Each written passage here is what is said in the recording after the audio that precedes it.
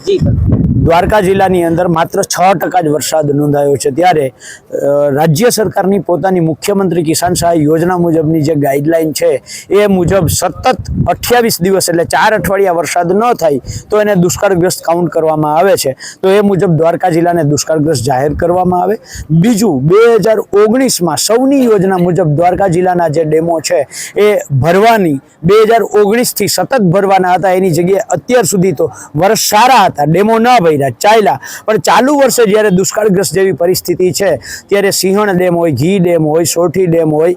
શેડાભારથરી dam હોય, સાની dam હોય, વર્તુ dam હોય, સિંધણી ડેમ હોય, ગડકી ડેમ હોય, મેઢાક્રીક ડેમ હોય, આવા દ્વારકા જિલ્લાના તમામ ડેમોને સૌની યોજનાથી તાત્કાલિક ભરવામાં આવે। અત્યારે સરકાર માત્ર નાટક પૂરતા એ ઘી ડેમની અંદર પાણી 1 કલાક માટે છોડે છે ને 3 કલાક માટે બંધ કરી દે છે, ત્યારે આ પરિસ્થિતિની અંદર દ્વારકા જિલ્લાની અલગ અલગ નગરપાલિકાઓ અને દ્વારકા જિલ્લાના 239 ગામોમાં 15 દિવસે, 20 દિવસે, 30 દિવસે પાણી જ્યારે આવે છે ત્યારે તાત્કાલિક પીવાનું પાણી અને સિંચાઈનું પાણી આપવામાં આવે એવી માંગ સાથે અમે આજે એક આયોજનની બેઠક રાખી હતી અને 2019થી અત્યાર સુધીમાં અમને સૌનીનું પાણી મળ્યું જ નથી, એટલે અમે એવું માની લીધું કે સૌની યોજના અમારા માટે મરી પરવાયેલી છે, એટલે સૌની યોજનાનું એક બેસણું રાખી અને પ્રતિકાત્મક વિરોધ પણ નોંધાવ્યો હતો।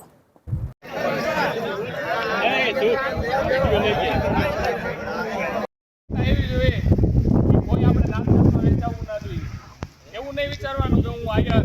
હું દરબાર, હું સતવારા, હું દલિત, હું કોળી, અલગ અલગ કોઈ નાત નહીં, મારી નાત ખેડૂત, મારી જાત ખેડૂત,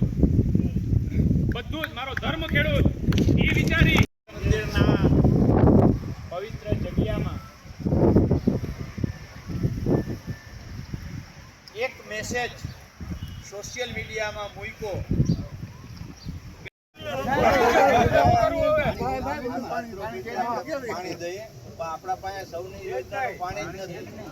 યોજના મરી ગઈ તો પાણી ક્યાંથી હોય? ઈ તો વાત પૂરી થઈ, મોઢે વાતો પોલિયો સાથે જન્મ્યું હોય એવું જ લાગે છે આ યોજના। એટલે યોજના જ હવે છે ને મરી ગઈ છે, એટલે આજે તમે બધા ખરખરે આવ્યા। આમ તો તમે કરોડોના ખર્ચે આનું જતન કર્યું,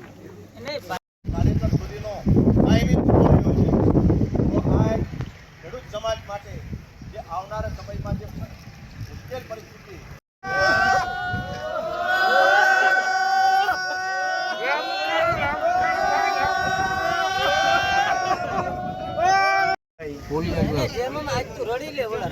આપણા ભાઈ નબળા ભાઈ